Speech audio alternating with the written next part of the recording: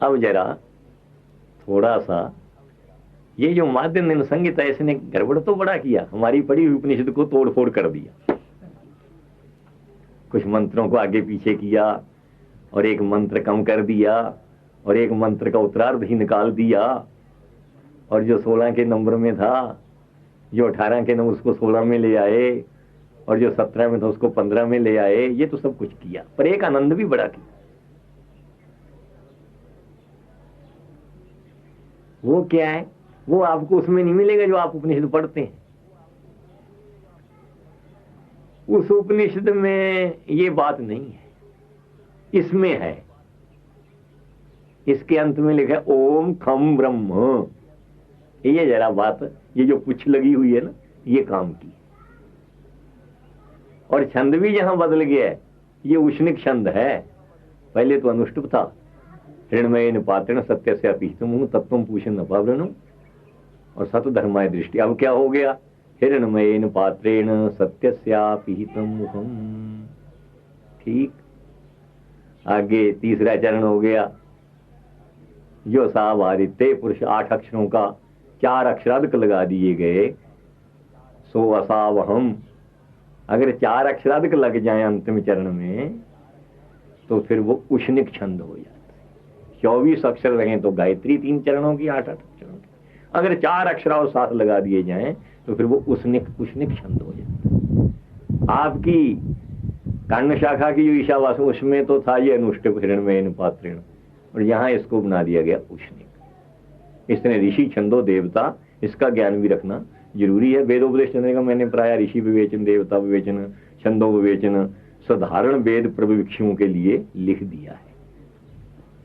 अब हमारा भाव तो ये है कि जो सावादित्य पुरुष, ये जो सूर्य मंडल में रह रहा है, अर्थात समष्टि अभिमानी, और जिसको ईश्वर कह दो, और असौ का अर्थ है प्राणे, जो हमारे प्राणों में रह रहा है, अर्थात जो प्राणोपाधिक है। प्राण अंतःकरण का उपलक्षण है, जो हमारे अंतःकरण में रह रहा है। यानी अंतःकरणोपाधिक जीव और वो मंडलोपाधिक जीव। दूसरे शब्दों में कह दो, समष्टि जो ईश्वर है, व्यष्टि वो जीव है। वो समष्टि ईश्वर, व्यष्टि जीवात्मा कहता है वो मेरा ही स्वरूप है, मुझसे जुदा नहीं। ऋग्वेद मंडल है 8, सूक्त है 44 और मंत्र है 23। ये लगने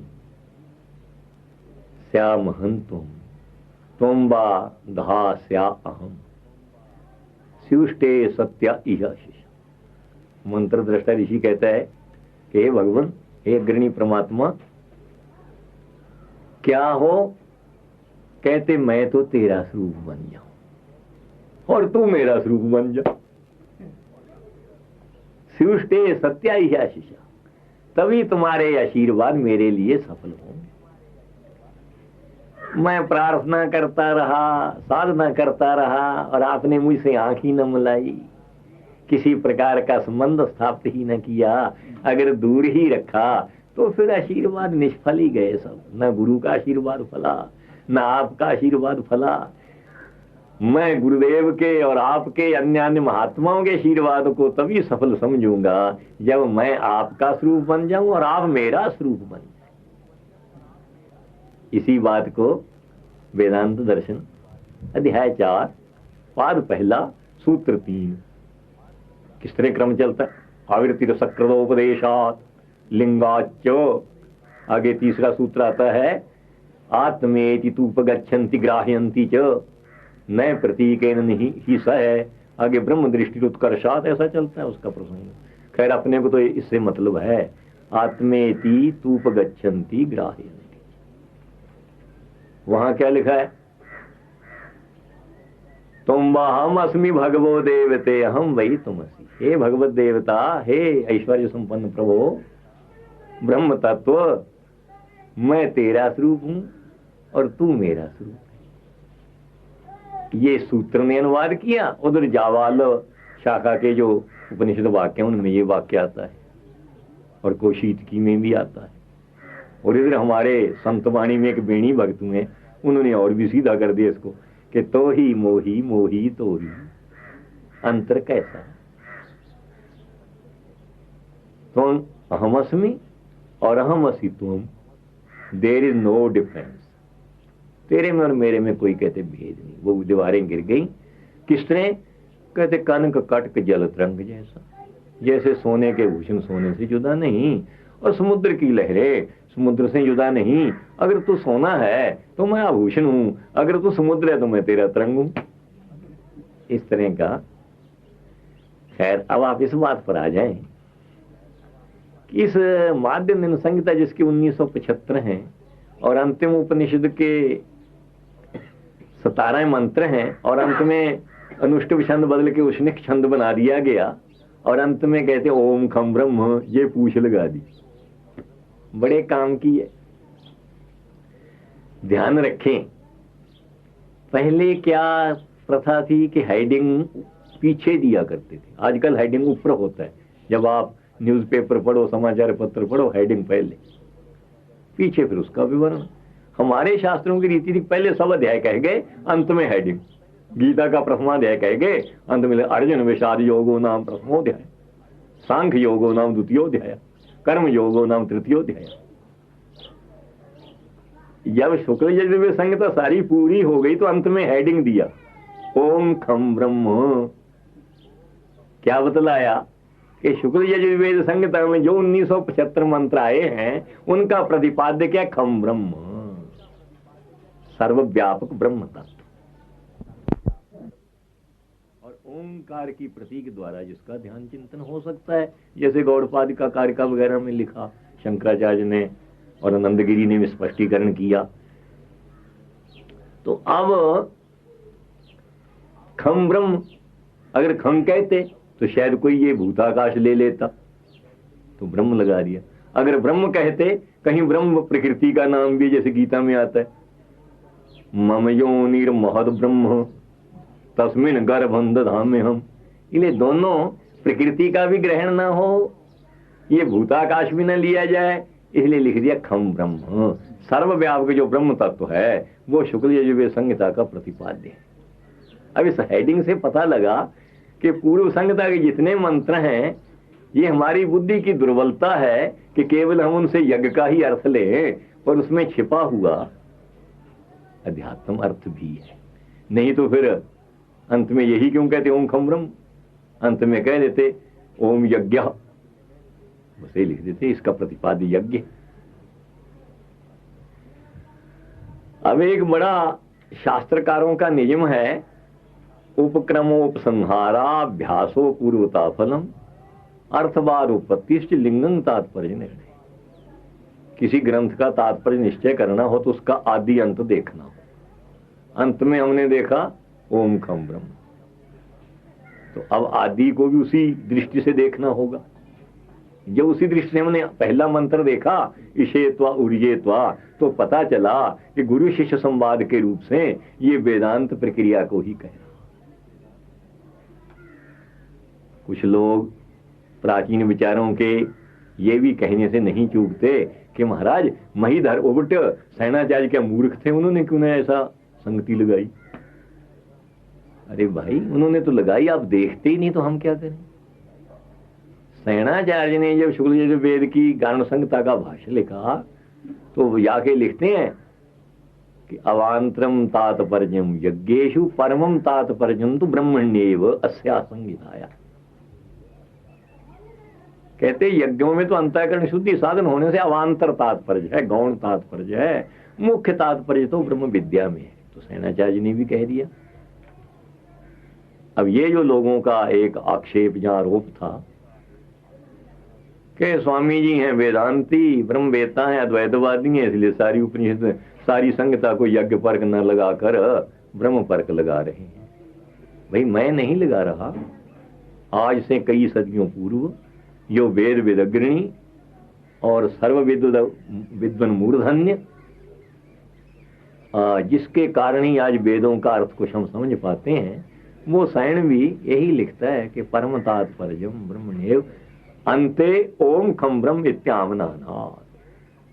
आपने पढ़ लेना, वो एक भूमिका संग्रह पुस्तक निकला है आजकल, उसमें सेनाचार्य के जितने भाष्य उनकी भूमिका इकट्ठी कर दी। उसमें लिखा है। किसी बहन को जिज्ञासा हो तो वो पुस्तक मेरे पास है, देख सकती है। कारण संहिता की भाषा भूमिका में ये बात है। अब जरा आप वेद मंत्र के भीतर पर चलें। आपको ध्यान में होगा उपनिषद में यहां गुरु शिष्य का संवाद आता है। अगर गुरु के पास शिष्य ब्रह्म विद्या की प्राप्ति के लक्ष्य से जाता है तो वहां वाक्य आता है उपेत्य, गुरु उपेत्य, या होगा गुरु उपैति, या होगा गुरु उपससार, भीर्गुर वही वारुणी वरुणम पितरम उपससार। श्री गतु कहो, गमंदरी गति कहो, पूर्व गत्यर्थक धातु का प्रयोग होता है जहां गुरु के पास शिष्य कुछ पूछने के लिए जाए। अब शुक्ल यजुर्वेद की 5वीं कंडिका है पहले अध्याय की, वहां लिखा इदमहं अनिर्तात सत्यं उपैमि, कि मैं इस मिथ्या प्रपंच का वाद करता हुआ लवलोपे कर्मणि करने चाहे अनिर्तात अनिर्तं कल्पितम प्रपंचम प्रवाद्य अपोद्य, इसका अपवाद करके सत्यम त्रिकालावाद्यम ब्रह्म तत्व उपैमि, ब्रह्म तत्व को प्राप्त हो रहा हूं। ये 5वीं कंडिका में है। अब वहां से उपैमी शब्द ले आओ, ईशे त्वा ऊर्ये त्वा, यहां कर्म तो है, क्रिया है नहीं, तो क्रिया 5वीं कंडिका से लाओ। अब इसका अर्थ हो जाएगा ईशे त्वा उपैमी और ऊर्ये त्वा उपैमी। अब यहां ईशे और ऊर्ये इन दोनों शब्दों पर ध्यान दीजिए। ईश गतौ, इस धातु का अर्थ है गमन करना, तो जहां गति है वहां प्राप्ति भी अर्थ होता है। और एक है इस इच्छायां, इस गतु तो दिवादी गणी है और इस इच्छायं है तो दादी गणी। अब इसका जब अर्थ करोगे तो क्या होगा, इष्यते गम्यते प्राप्यते इति इट। साधन संपत्ति के द्वारा या गुरु महाराज के मुख से महावाक्य उपदेश के मिलने बाद जो गम्यते मैंने प्राप्त किया जाए उसको कहते हैं इट। कौन? ब्रह्म तत्व। अथवा ज्ञातुम इष्यते अभिलष्यते, जानने के लिए हम जिसकी इच्छा कर रहे हैं, जिसको हम जानना चाहते हो, तो इस शब्द का अर्थ क्या हो गया, प्राप्तव्यम जिज्ञासितव्यं च ब्रह्म, जिसको हम प्राप्त करना चाहते हैं और जिसकी हमें जिज्ञासा है उस ब्रह्म का नाम हो गया ईश। अब आगे है चतुर्थी ईशे। ये चतुर्थी उस तरह की है, फले भी हो जाती, कहते वो फलों के लिए जाता है। अर्थ क्या, फलानी आहर्तुम जाती, फलों को लाने के लिए जा रहा है। तो यहां भी ईशे का अर्थ होगा कि ब्रह्म तत्वम तस्मई मैंने तद अधिगंतुम, तद साक्षात्कार है, उसका साक्षात्कार करने के लिए भो गुरो त्वा मैंने त्वाम अहं उपैमि विधिवत उपसन्नोस्मि, हे गुरुदेव मैं विधि पूर्वक आपके चरणों में प्राप्त हुआ हूं।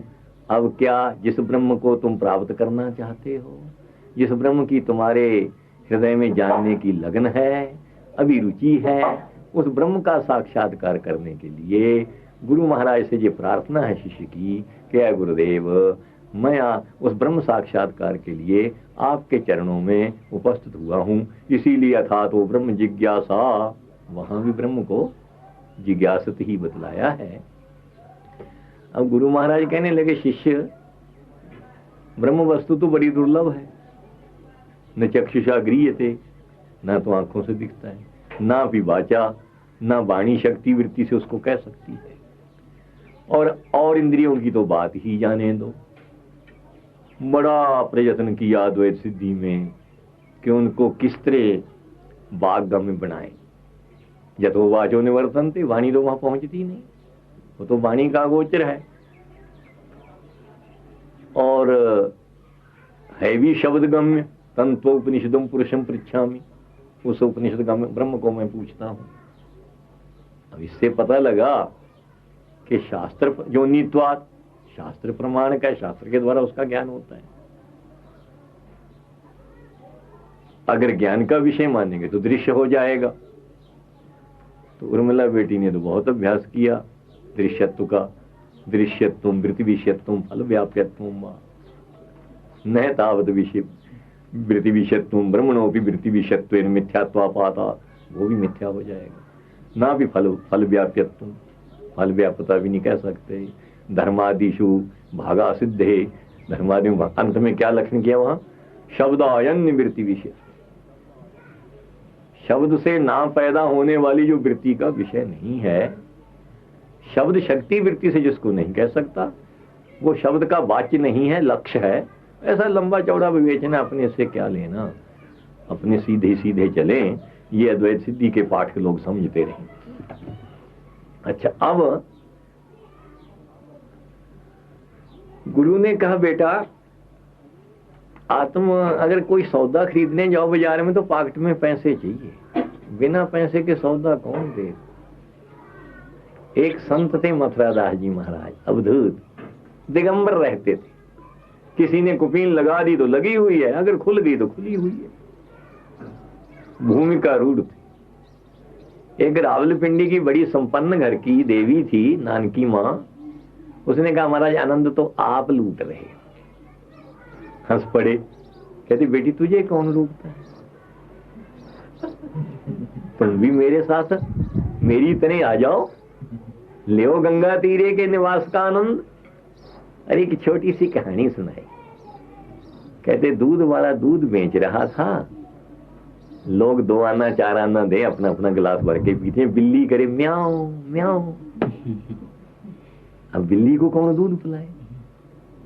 तो हलवाई हंसकर कहता है बिल्ली के म्याऊ म्याऊ करने दूध नहीं मिलता, अगर दूध लेना है तो कहीं से 2 आना 4 आना ला कर दो।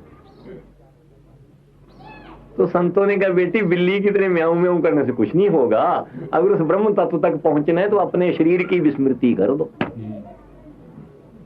बिल्ली की तरह इसकी कीमत चुकानी पड़ेगी।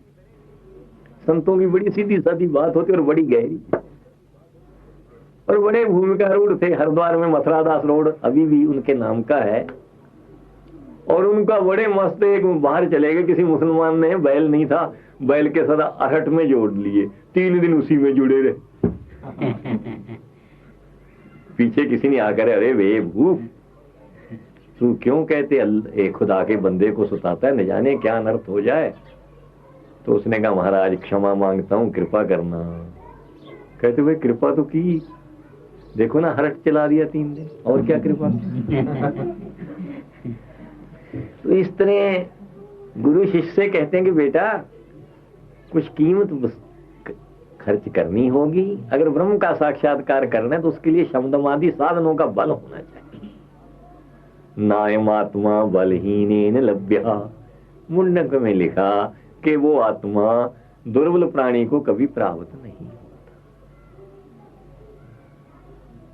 शिष्य भी बड़ा होशियार, कहते ऊर्ये तो ऊर का नाम है बल का, शब्दमादि साधन संपत्ति रूप जो बल है, उस बल की प्राप्ति के लिए भी है गुरु त्वांग उपैमी, मैं आपके चरणों का आश्रय लेता हूं। गुरु कृपा किन्न कर तुम पा रहे थे, गुरु कृपा क्या नहीं कर सकती। आपने नानक शंकर दिग्विजय में पढ़ा ही होगा, एक उनके शिष्य थे, वो अधिक पढ़े लिखे नहीं थे। जब पाठारंभ होता था शंकर, उसकी भी परीक्षा कर लो, कहते मैंने उसकी क्या परीक्षा, उसको आता ही क्या है। तो वही त्रोटकाचार्य त्रोटक छंदों में वेदांतों का तत्व, वेदांत का तत्व वर्णन करते हुए आए। और मेरा तो ये अपना अनुभव है, मेरे जैसे नेत्रहीन प्राणी को वेद या गीता पुराणों का ज्ञान प्राप्त होना तो संभव ही नहीं। और मैंने गुरुदेव की जब मुलाकात हुई, राम धाम जहां बना है वहां मुझे गुरुदेव मिले थे, मैं रास्ता भूल गया था, तो गुरुदेव रास्ता, मैंने कहा कोई रास्ता बतलाने वाला आए, हाथ पकड़ा कि बेटा ऐसा रास्ता बतलाऊं, तू तो क्या भूलेगा, भूले हुए को भी रास्ता बतला सकेगा। और कहते संस्कृत पढ़ो, मैंने कहा महाराज वो तो हार्ड लैंग्वेज है, आंखों वाले घबराते हैं, मैं कैसे पढ़ूं। कहते नहीं, लोगों के काम होंगे वर्षों में, महीनों में, तेरे काम वही घंटों में और दिनों में होंगे। तो गुरु कृपा सब कुछ कर सकती है।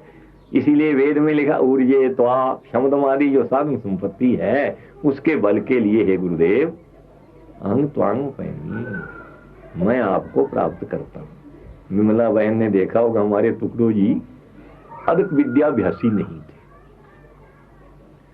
और जब कहीं भारत साधु समाज में बोलने का अवसर आता था, उनके भाषण का नंबर पहले रहता था, टू दी पॉइंट बोलते थे और राजनीतिक सिद्धांतों का एक स्वरूप खड़ा कर देते थे। तो मैं कभी कभी हंसता था कि टुकड़ो जी, अगर मैं भी अनपढ़ रह जाता तो अच्छा ही था। क्यों, दार्शनिक विषयों पर तो मैं बोल लेता हूँ, पर राजनीतिक विषयों पर तो मैं नहीं बोल सकता। और आप तो बिना ही किसी प्रकार का, ना कोई बीए, ना कोई एमए, ना कभी राजनीतिक विषय का स्टडी की, और इतना अच्छा बोल देते हो। तो उनके मुख से मुस्कुराते निकला कि गुरु के। उसी बात को यहाँ कहा, ऊर्जे त्वा। अच्छा, अब गुरु कहते हैं कि भाई देखो, सारा भार मेरे पर ही मत दो, कुछ तुमको भी करना चाहिए। गीता में लिखा, उधरेद आत्मना आत्मा। एक अलखराम महात्मा थे, गदा पर चढ़ा करते थे और वाक सिद्धि थी। अनेक संततिहीन प्राणियों को उनके वचन से पुत्र रत्न की प्राप्ति हुई। एक दंपति आए, महाराज आपकी बेटी की गोद खाली है। कहते बच्चा तो हो जाएगा। कहते बेटा, केवल अलखराम के वचन पर नहीं रहना, तुमने भी ब्रह्मचर्य का पालन करना। तुम दोनों 12 महीने ब्रह्मचर्य रखो, उससे फिर दोनों का आत्मा बलवान हो जाएगा। फिर जो तुम्हारा संकल्प होगा संतति का, वो कभी अन्यथा नहीं जाएगा।